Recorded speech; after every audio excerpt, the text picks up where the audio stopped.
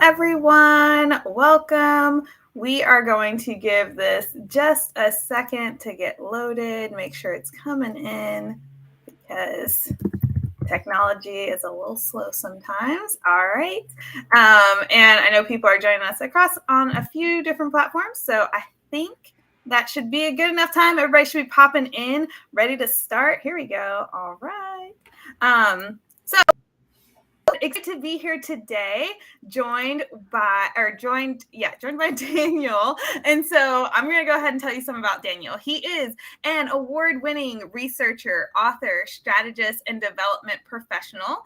Deeply stirring and compassionate, he is a subject matter expert in the continually evolving relationship between philanthropic impact, organizational design, and racial justice. He keenly understands the needs of organizations and communities to create equitable societies. Since 2009, he has designed campaigns and strategic plans that promote justice-led cultures for over 125 organizations, raising over $430 million. And he serves on numerous local, national, and international nonprofit and social impact boards. And he currently resides in Fitchburg, Wisconsin, with his wife and his two children and an energetic beagle. So love that. My dog is probably going to run behind us at some point and jump on the bed. Always love when a dog is introduced in a bio as well. So welcome, Daniel. Excited to have you here with us today. Thank you. It is awesome to be here. Yeah. So in your bio, and I know when we talked before too, we talked about how you've worked with different philanthropic organizations, and that's an industry you spend more time in. But you're doing diversity, equity, and inclusion work and driving strategy. So I'm just curious, can you tell us a little bit more about your background and especially how you kind of got into that little niche? Yeah, absolutely. So, as you mentioned, I'm a fundraiser by trade. That's been my primary career and is still my primary career. I still serve as a frontline fundraiser for numerous organizations through my consulting work. But in the mid 2010s, especially as we started to have a larger conversation around race and power and privilege and policing, I had an opportunity to be involved in several discussions in St. Louis and other cities around the country about what does it look like to create safe spaces for Black and Brown folks at work, at school, and doing work in communities.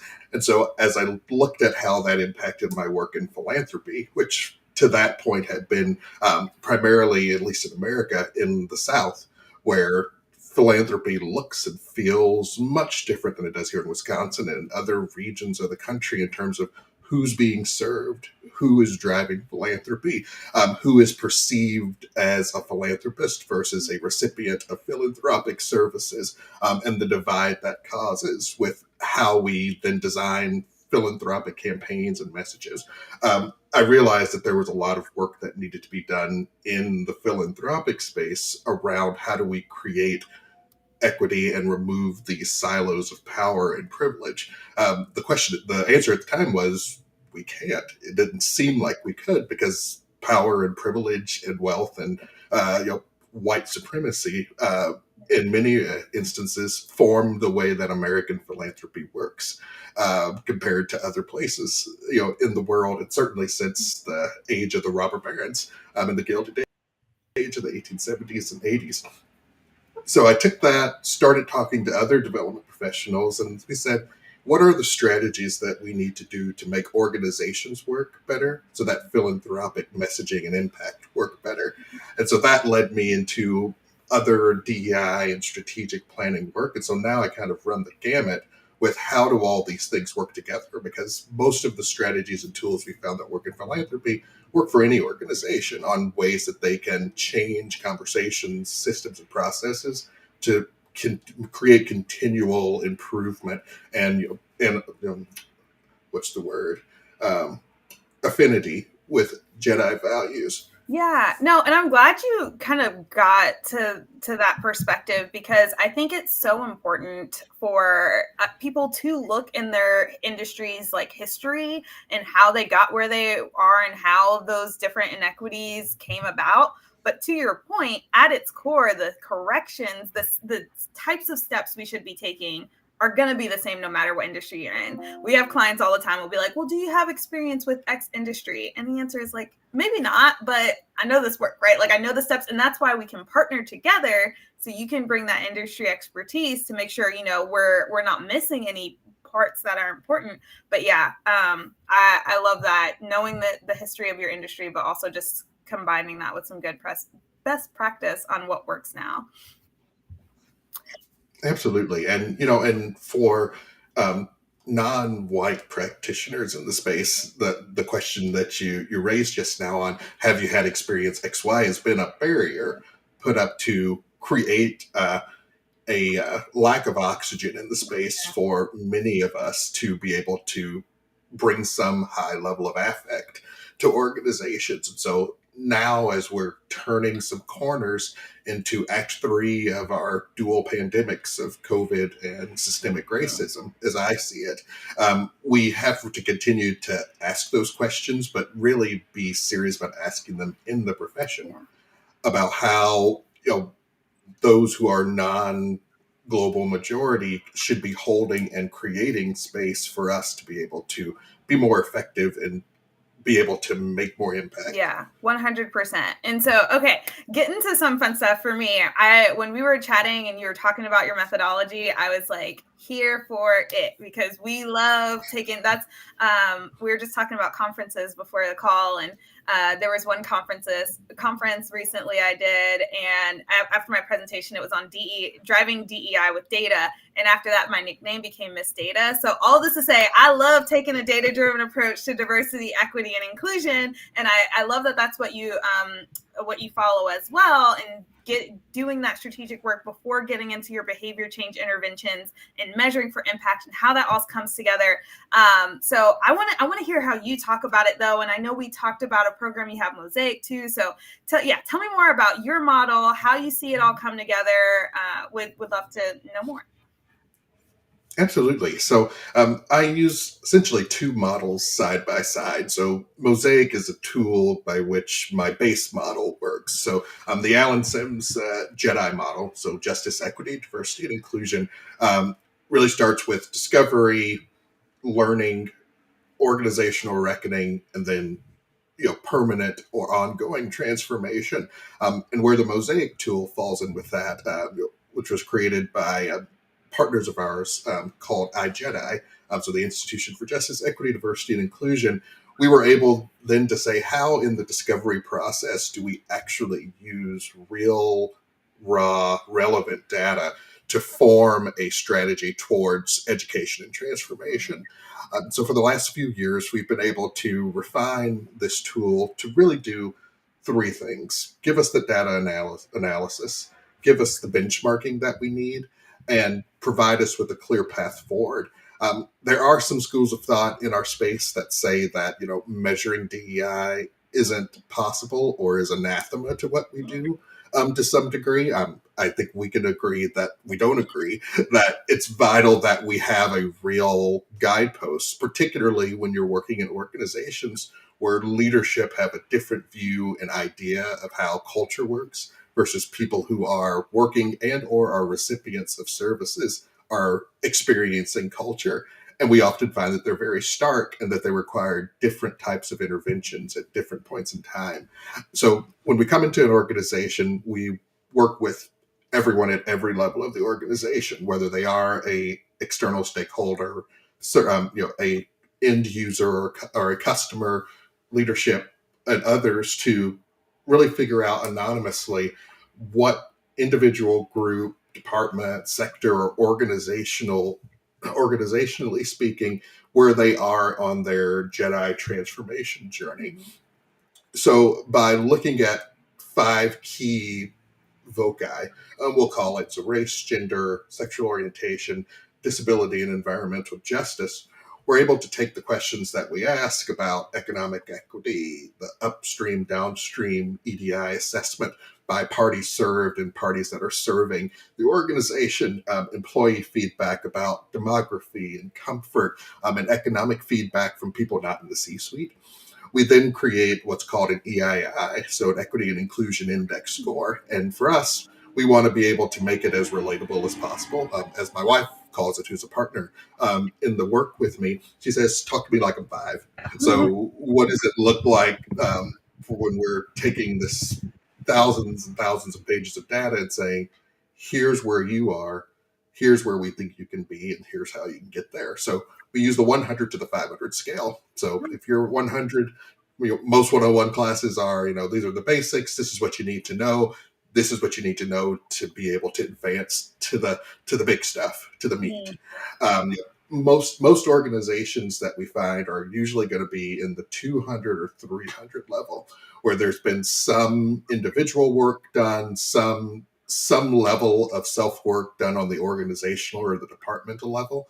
But there is still a lot that needs to be done in terms of how that is operationalized throughout every part of the organization. And then very few are already at the 500 level. They get it, they're about it, they advocate for it, and they really are the standard bearers in their organizations and in their daily lives with what we believe.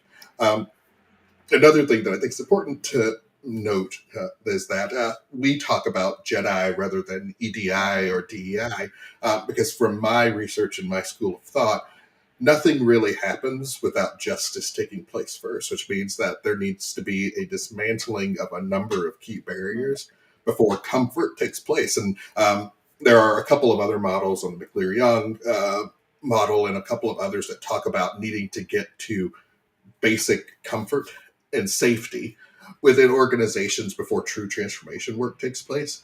And so we're also able to use that as a backstop to figure out how do we provide safe space or advocate for safe space to do the work that needs to be done to do the work.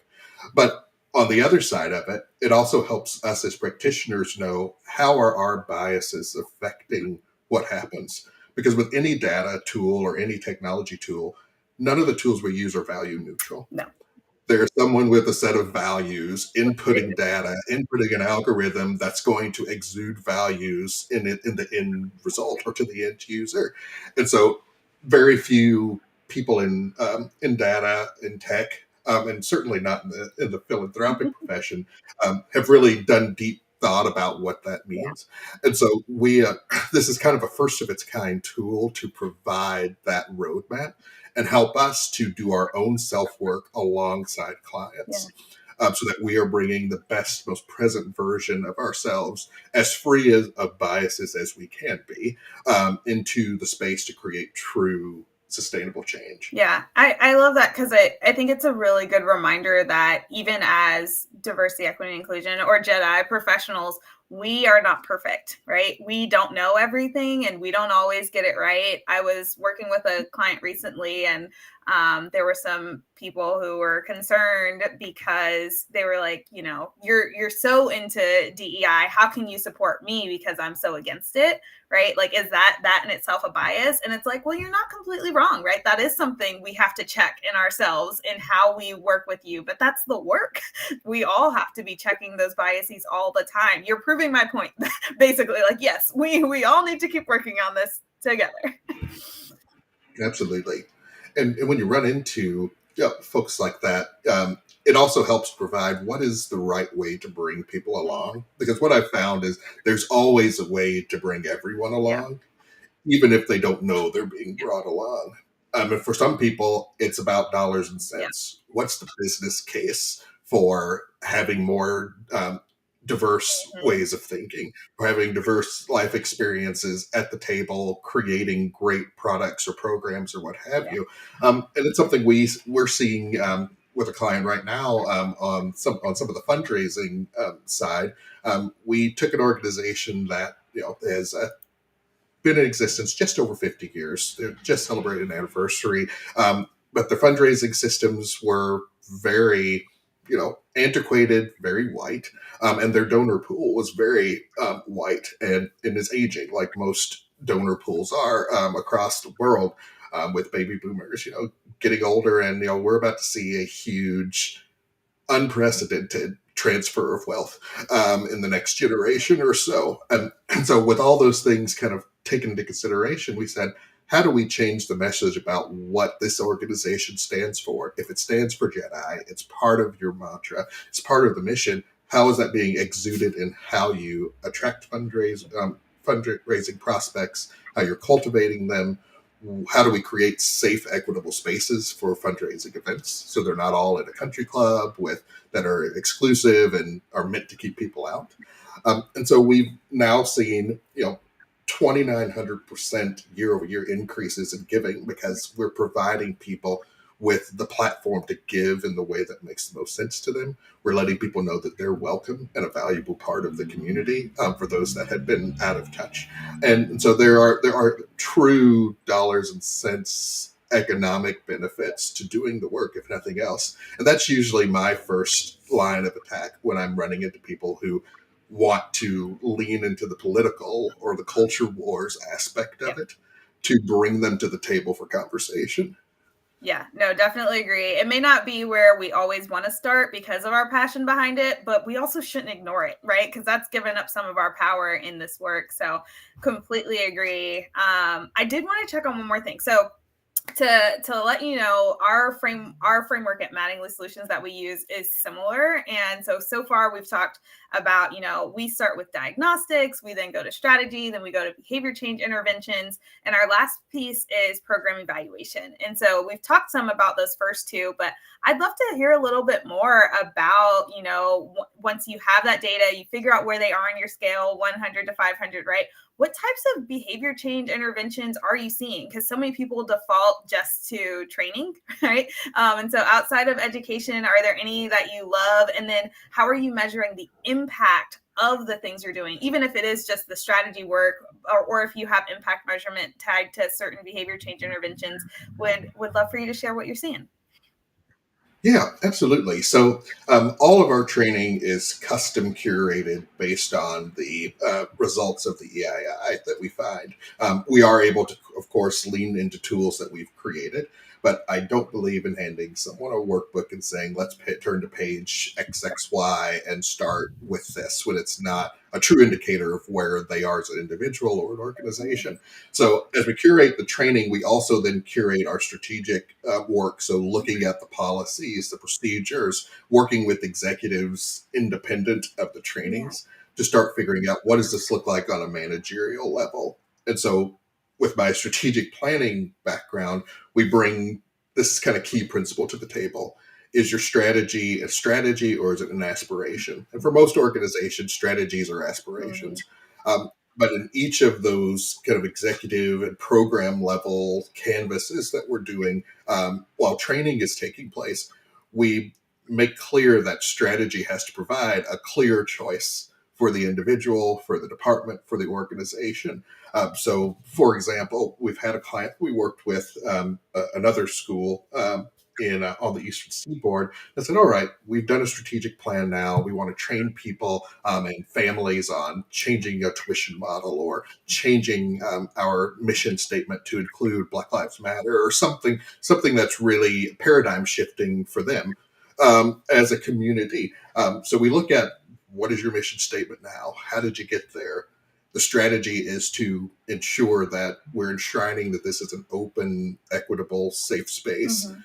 What's the choice? We ask people to subscribe to that, or we give them an opportunity to be trained, or we give them an opportunity to find another place to send their children, and ensuring that strategy makes that message clear to the stakeholders who need to hear it. And so it's not only about creating the strategy, it's also then helping them communicate the logic. Because if people don't remember, they won't execute. And if they can't execute, they won't believe in it. And if you can't believe in it, your behavior doesn't change.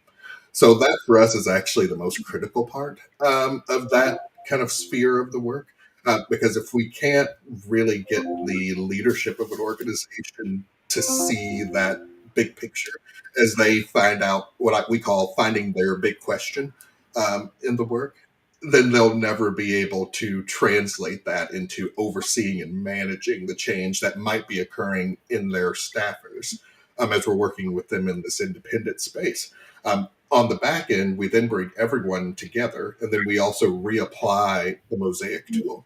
And we do that at several different points in time during the experience, and it's not all 5 spheres. Sometimes we'll use a very specific sphere. It's like, how is the organization evolving in disability in this way, with economic justice, with all of the other axes that we discussed, and then we're able to create those point in time pivots in how we're training and how we are viewing policy and strategy formation. And that has helped us as we've included design thinking techniques to continue to be iterative, and invite people to be iterative in the way they see their organization making and sustaining change. Gotcha. No, that's awesome. I love that so much. I can't even, I try and wrap it up, but that was just beautifully good. And it's a good process. I love that you go back. And I think that's the key that so many people forget, or they're just trying to move so fast that they just do the thing and then they're on to the next thing. And it's like, yeah, we'll be done with this. But that's not how this works, right? This work is going to keep going, but more importantly, the measurement needs to keep going. You can't just keep slapping up new trainings or repeating the same thing and not checking to see, is this having the impact we want? Is it addressing our big question, right? So I love that. But I know we are getting a little short on time, so I do have one last question before we do some wrap up at the end, and that is, in your opinion, what do organizations need to do to create better humans at work? Absolutely. I think that at the root of all the work I've done, fundraising at its core is behavioral economics, but even beyond that, it's how do we form true relationship and partnership with people. And so through the models we use, through the work and how that translates into the work we do, I've always been interested in changing the way that we enter into and have conversations with one another. And how do we create the safe spaces through data and through work and improvement to create spaces where people can bring their experiences to the table without reprise, without fear of harm, and be able to say, this is the future I want, and be able to co-build that with the people on the other side of that table. Ideally, it's a round table so that everyone's on the same side, but that's what it will take, is changing how people feel about conversation, creating a space where they can safely have conversation, and then everything else follows. You can then apply strategy. You can apply, deep transformational policy and strategic change. But it will always be, on the precipice of how conversation and discourse works, because we're losing the idea of public discourse and private discourse. And that is vital to our continued success in this work. The public square must remain intact, and we must protect it. And I love that, especially the reminder that it's from all sides, right? There is this space right now where it feels like you can't voice an opinion, you can't have conversation with someone if you know their opinion's different, and that's not healthy for anyone, right? We need to be able to have this discourse and go back and forth. So I love what you're pushing. I love your messaging. I'm so glad we were introduced, because our philosophies align so well, and I'm looking forward to keeping in touch. And I appreciate you sharing your thoughts today with everyone. Actual last question is, if people want to learn more about what you have going on, if they want to learn more about Mosaic, or just get in touch with you, how should they, what would be the best way to connect? Yes. We're doing a lot on LinkedIn right now as we're rebuilding our website, which has taken a long time. So you can follow Daniel Sims Consulting Group on LinkedIn. You can also shoot me an email at daniel@dsconsultinggroup.net, and would be happy to have a consultation, find out about what your organization might need, or just to talk shop. I'm always open to have conversations and connect. Yes, awesome. And I dropped that in the comments too. And so we will definitely be keeping in touch, because I'm sure I want to connect with you on different ideas over time. But thanks again, Daniel, for joining today. This has been a wonderful conversation. Thank you to anyone who's listening live or listening back on the replay, and keep working to create better humans at work. Thanks.